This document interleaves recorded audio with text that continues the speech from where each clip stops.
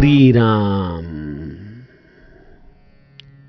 आपल्या सर्वांच्या हृदयस्थ वसणाऱ्या आत्मारामास साष्टांग प्रणिपात करून गोस्वामी तुलसीदास रचित श्री रामचरितमानस या ग्रंथातील जो 6ष्ठ सोपान लंकाकांड याचं आपण चिंतन करत आहोत.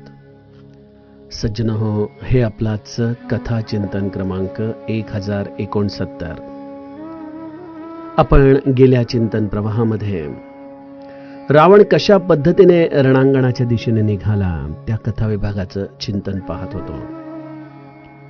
रावण जो एक यज्ञ करतोय, ज्या यज्ञाच्या आधाराने तो अमर होऊ पाहतोय, त्या यज्ञाचा विध्वंस वानर अस्वलांनी करून टाकला आणि त्यामुळे जगण्याची आशा सुटल्यासारखा रावण रणांगणाच्या दिशेने निघालाय. अनेक अपशकुन घडतायत. गिधाड रावणाच्या डोक्यावरती येऊन बसतायत, परंतु या कशाची तमा न बाळगता जसे पतंगे हे एखाद्या अग्नीच्या दिशेने जोरात प्रवेश करत असतात, त्या पद्धतीने ही समस्त राक्षसांची सेना रणांगणामध्ये मृत्यूच्या दिशेने प्रवेश करते. गोस्वामीजी म्हणतायत की इकडं स्वर्गातले देवता रामाची स्तुती करू लागले. त्यांचा खरा स्वार्थ आहे की रामाने आता रावणाला लवकर मारावं. ही आम्हाला भ्रांत आता जास्त काळ सहन होत नाही आणि त्यासाठी त्यांनी जानकी मातेची ढाल पुढे केली. अतिशय दुःखित होती बैदेही.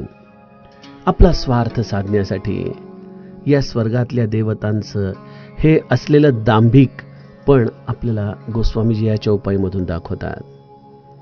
आणि मग प्रभू रामचंद्र मनातल्या मनात हसतायत. प्रत्येकाच्या अंतरंगातला भाव जाणणारे प्रभू रामचंद्र या युद्धासाठी तयार होत आहेत सहजतेने. ते ज्या या वनवासी वेशामध्ये आहेत त्याच वेशात हा अत्यंत सुंदर असा जटामुकुट ते घट्ट बांधतायत. त्यामध्ये असलेली ही सुंदर सुंदर फुलं त्याचं सौंदर्य अधिक आपल्याला उठवून दाखवतायत. हातामध्ये कठीण शारंग धनुष्य घेतलेलं आहे. कमरेला शेला आणि भाता आहे. त्यामध्ये कधीही न संपणारे असे अक्षय बाण आहेत. छातीवरती या भृगुजींचं चरणचिन्ह आहे. असे प्रभू रामचंद्र युद्धासाठी उठून आता रणांगणामध्ये प्रवेश करतायत. समस्त ब्रह्मांडांचे दिशांचे हत्ती कंपायमान होऊ लागलेले आहेत आणि सर्वत्र एकच जय जयकार चालू आहे. जय जय जय करुणानिधी छविवल गुण आगार. अशा रीतीने गोस्वामीजी आम्हाला पुढील कथाभाग आजच्या चौपायांमधून सांगू लागतात. एही बीच निसाचरनी कसम सात आई अति घनी देखी चले सन्मुख कपि भट्टा प्रलय काल के जनु घन घटा बहुकृपान तरवारी चमकही जनु दह दिसी दामिनी दमकही गजरथ तुरग चिकार कठोरा गरजहि मनहु बला हक घोरा कपिलंगूर विपुल नभ छाए मनहु इंद्रधनु उए सुहाए उठई धूरी मानहु जलधारा बान बूंद भई वृष्टि अपारा दुहु दिसी पर्वत करही प्रहारा वज्रपात जनु बारही बारा रघुपति कोपी बाण झरी लाई घायल भय निसीचर समुदाई लागत बाण बीर चिक्करही घुर्मी घुर्मी जह तह मही परही स्रवहि सैल जनु निर्झर भारी, सोनित सरी कादर भयकारी। कादर भयंकर रुधिर सरिता, चली परम अपावनी। दौकूल दल रथ रेत चक्र अबर्त, बहती भयावनी। जल जंतु गज पद चर तुरग खर, विविध वाहन को गने। सरशक्ति तोमर सर्प चाप, तरंग चर्म कमठ घने। बीर परहि जनु तीर तरु, मज्जा बहु बह फेन। कादर देखी डरहि तह, सुभटन के मन चैन। सियावर रामचंद्र प्रिय हो।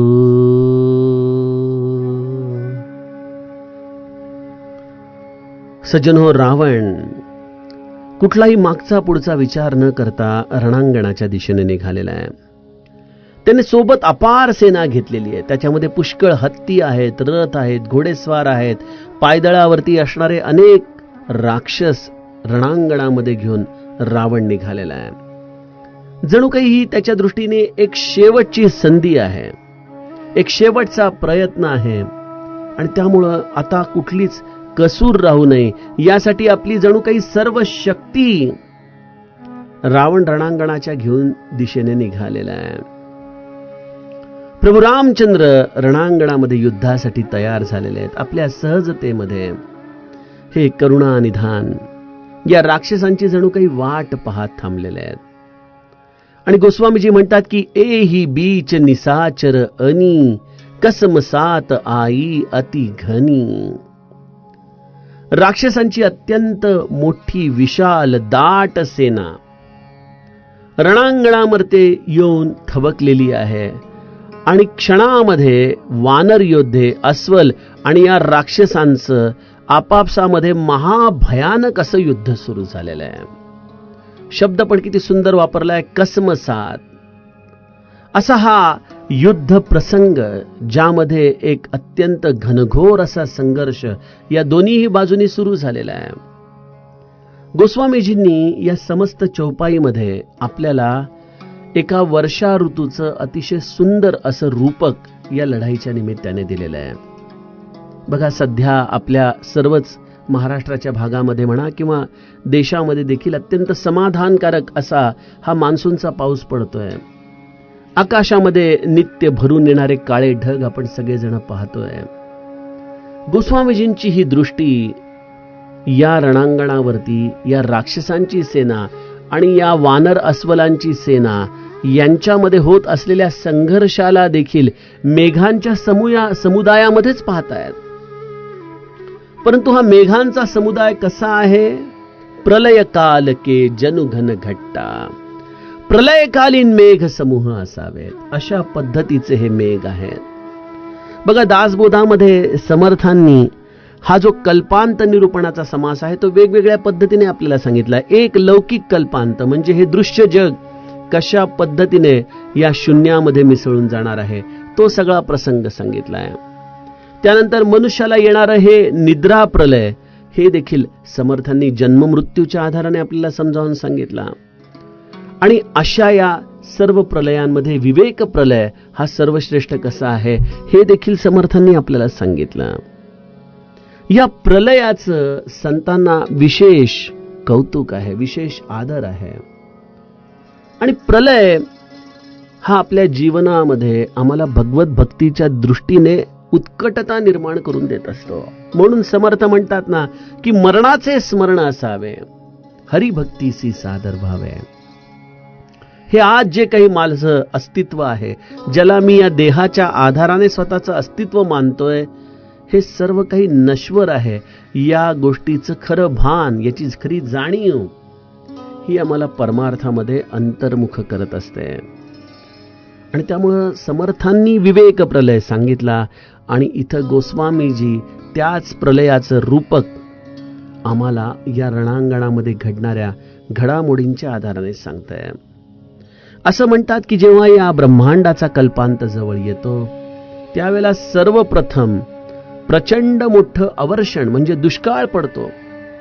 ही पृथ्वी तापू लागते आणि तत्पश्चात प्रचंड मोठे प्रलयाचे मेघ आकाशामध्ये दाटून येतात आणि या प्रलयाचा पाऊस या पृथ्वीवरती पडायला सुरुवात होतो. आपण लहानपणापासून नोहाची नौका हा धडा वाचत आलेलो आहोत.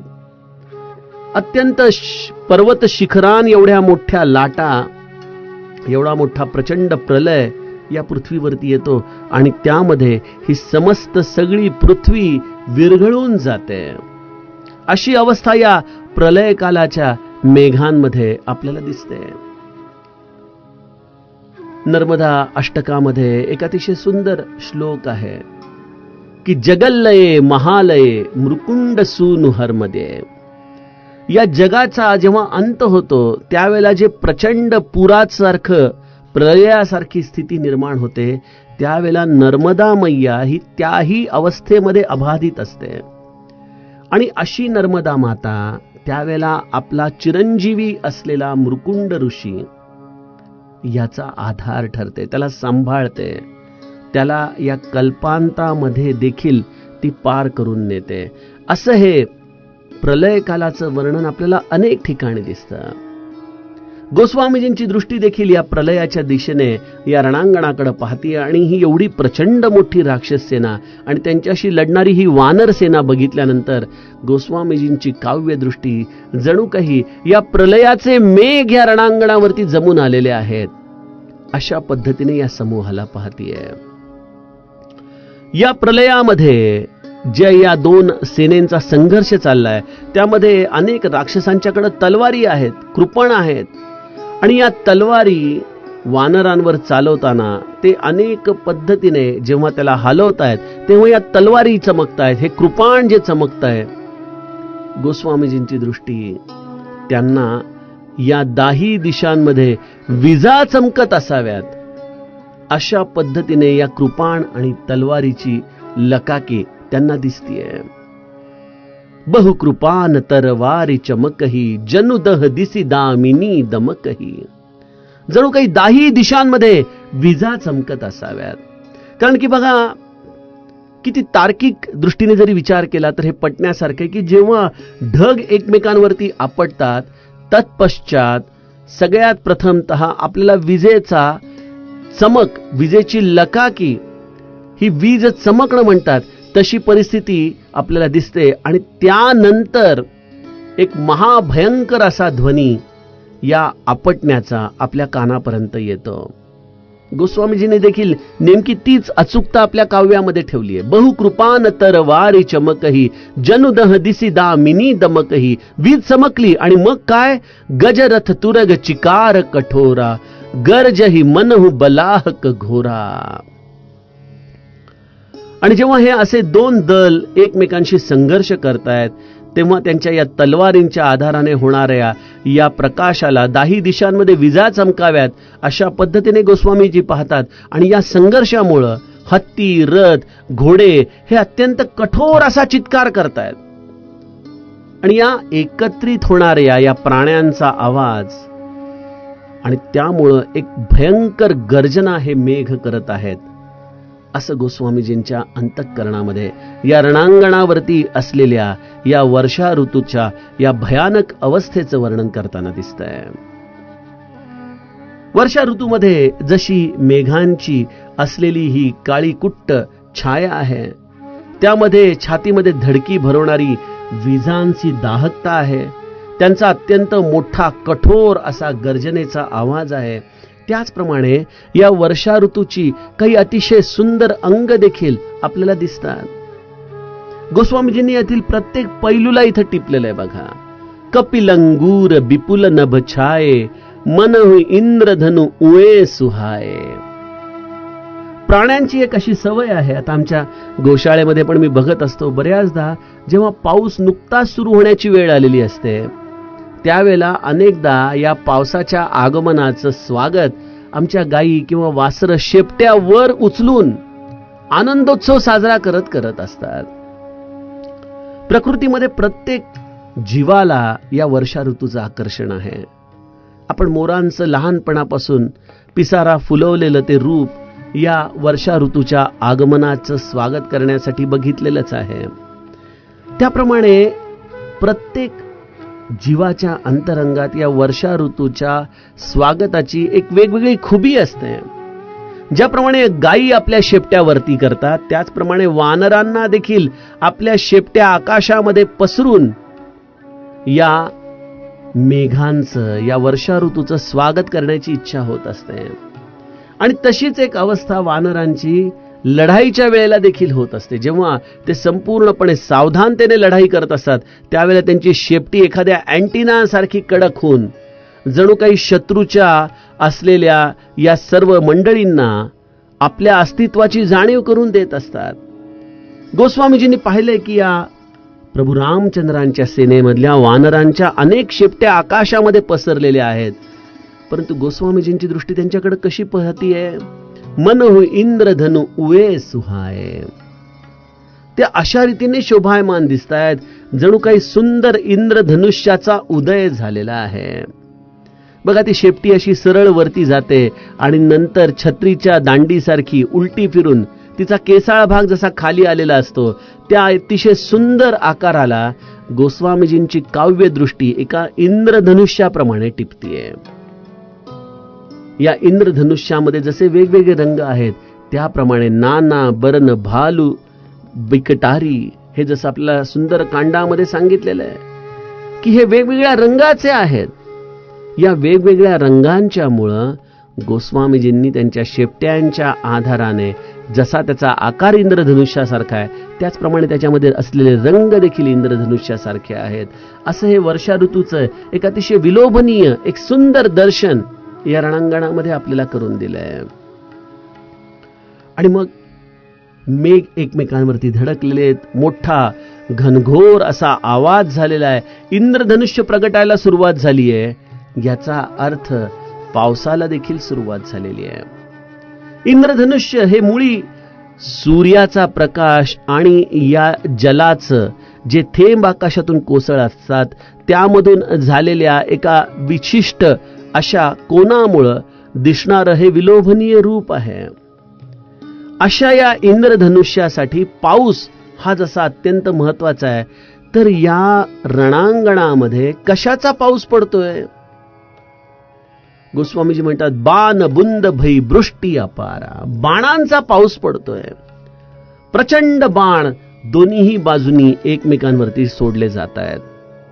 इथून रावण देखील वानरांवरती बाण सोडतोय. आपण 2-3 दोह्याच्या पूर्वी बघितलंच की रावणाचे बाण म्हणजे जणू काही GPS लावल्यासारखे, वानर ज्या दिशेला पळतील त्या दिशेने अचूक वानरांचा अंदाज घेत घेत ते बाण त्यांच्या मागे जात आहेत. आणि इथं प्रभू रामचंद्रांचे बाण तर जणू काही ब्रह्मबाणाला देखील मागे टाकावेत अशा प्रचंड शक्तीचे एकाच वेळेला अनंत सहस्त्र बाण प्रभू रामचंद्र आकाशामध्ये सोडतायत, लक्ष्मणजी सोडतायत.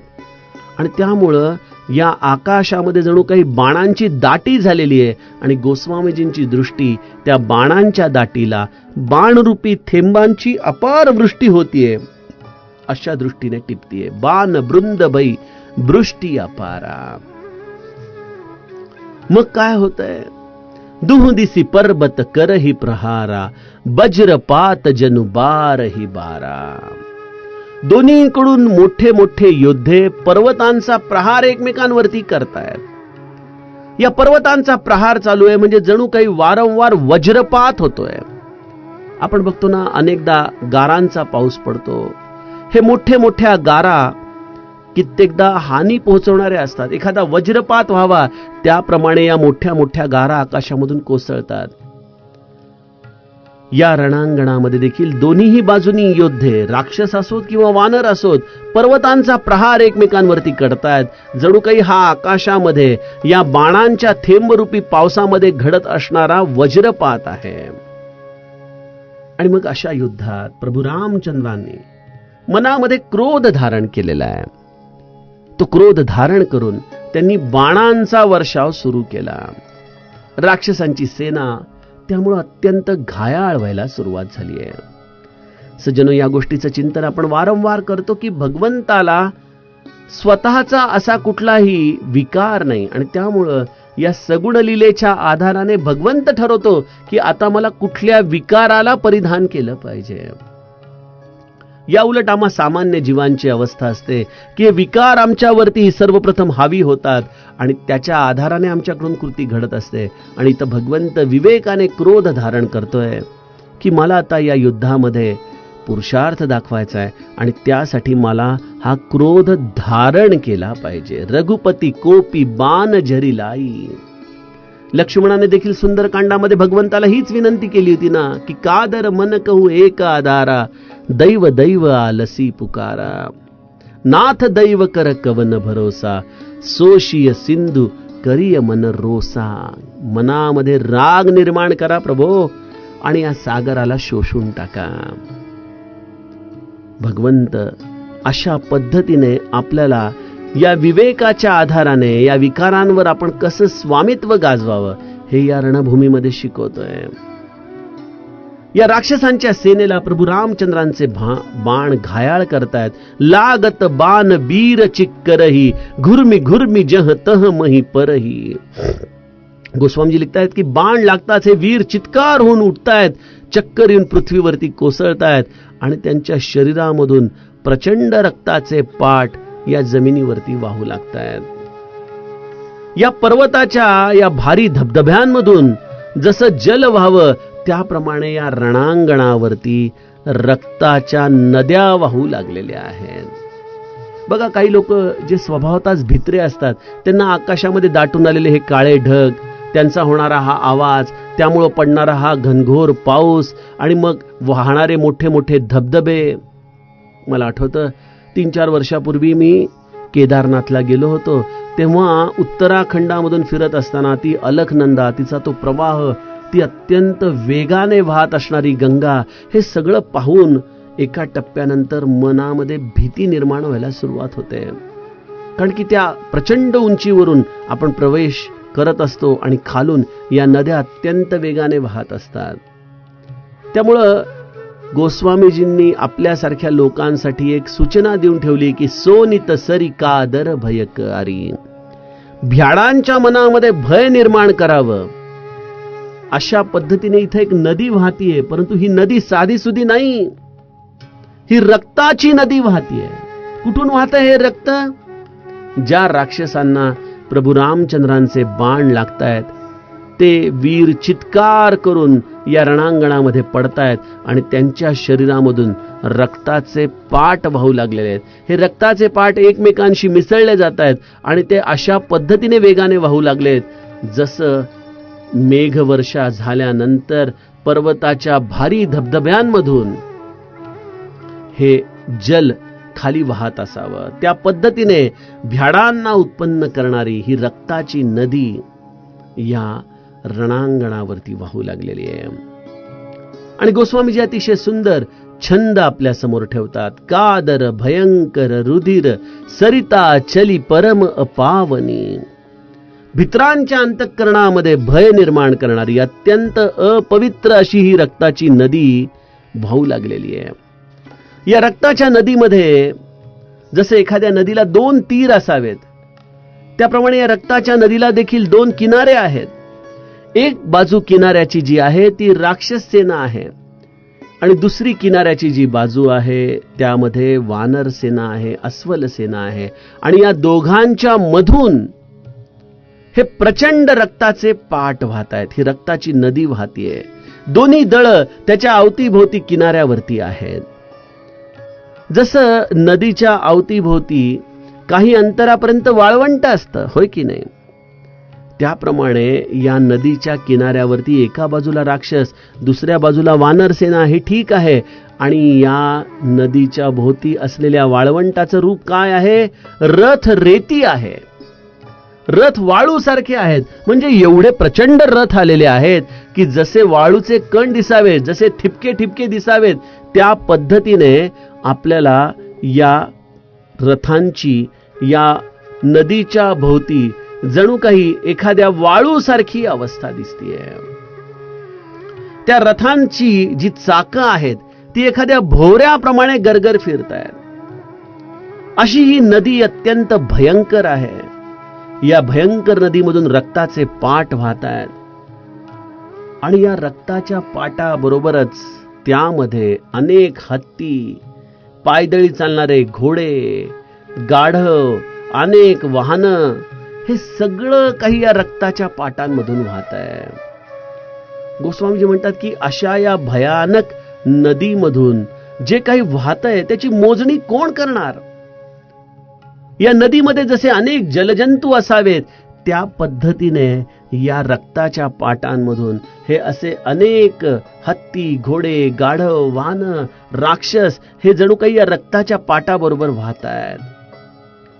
नदीमध्ये जसे एखादं कासव पोहत असावं, त्याचं जसं कठीण कवच हे नदीच्या वरती पृष्ठभागावरती दिसावं, त्याप्रमाणे या रक्ताच्या पाटांमध्ये अनेक प्रकारच्या ढाली पडलेल्या आहेत आणि त्या ढाली जणू काही कासवांच्या पाठी असाव्यात अशा पद्धतीने गोस्वामीजींची ही अतिशय सुंदर दृष्टी या रणांगणामध्ये चाललेल्या युद्धामध्ये टिपत आहे. गोस्वामीजी म्हणतात, बीर परही जनु तीर तरु मज्जा बहुबह फेन. वीर पृथ्वीवरती अशा रीतीने पडतायत जणू काही नदी किनाऱ्याचे वृक्ष कोसळून पडत आहेत. कादर देखी डरहित सुभटन के मन चैन. बरेच मज्जातंतू वाहत आहेत, तोच फेस आहे, तेव्हा भ्याड हिला पाहून भीतायत आणि उत्तम योद्ध्यांच्या मनाला सुख वाटतंय. प्रचंड प्रमाणामध्ये झालेल्या या पावसामुळं या वीरांची अवस्था अशी झाली आहे की जणू काही नदीला पूर आल्यानंतर जसे किनाऱ्यावरचे वृक्ष कोसळून पडतात, जसं आपण बघितलं की त्या केदारनाथला जेव्हा अलकनंदेला प्रचंड पूर आला होता त्यावेळेला आजूबाजूला असलेल्या इमारती एखाद्या पत्त्याच्या इमारतीप्रमाणे कोसळत होत्या. ते सगळं काही त्या पाण्याच्या प्रवाहामध्ये वाहून दिसेनासं होत होतं. त्या पद्धतीने या रक्ताचे पाट असलेल्या या नदीच्या अवतीभोवती अनेक शूरवीर आहेत आणि ते शूरवीर या रणांगणामध्ये बाण लागताच कोसळतायत जसे नदी किनाऱ्यावरचे वृक्ष कोसळून पडावेत. हे बाण लागल्यामुळं ज्यांचे कोथळे बाहेर पडलेले आहेत, अशा अनेक मज्जातंतू या रक्ताचे पाट असलेल्या नदीमधून वाहत आहेत. परंतु त्यांचं दर्शन गोस्वामीजींना कसं होतंय? ज्याप्रमाणे नदीवरती फेस निर्माण व्हावा त्याप्रमाणे या राक्षसांच्या मज्जातंतू या नदीच्या पाटावरती एखाद्या फेसाप्रमाणे गोस्वामीजींना दिसतात.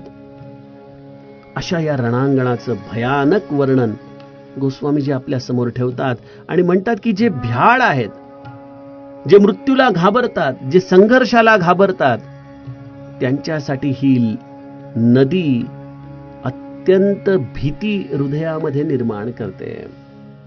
बघा, समर्थांनी देखील चंचल नदीचं जे रूप आपल्याला दिलेलं आहे, ज्या या चंचल नदीमध्ये अनेक लोक वाहून जात असतात, त्यामध्ये प्रत्येक जीवाची कशी अवस्था असते हे सगळं वर्णन वाचत असताना, ऐकत असताना आपल्या मनाचा थरकाप होतो आणि लक्षात येतं की आपण देखील त्याच्यातलेच एक पात्र आहोत.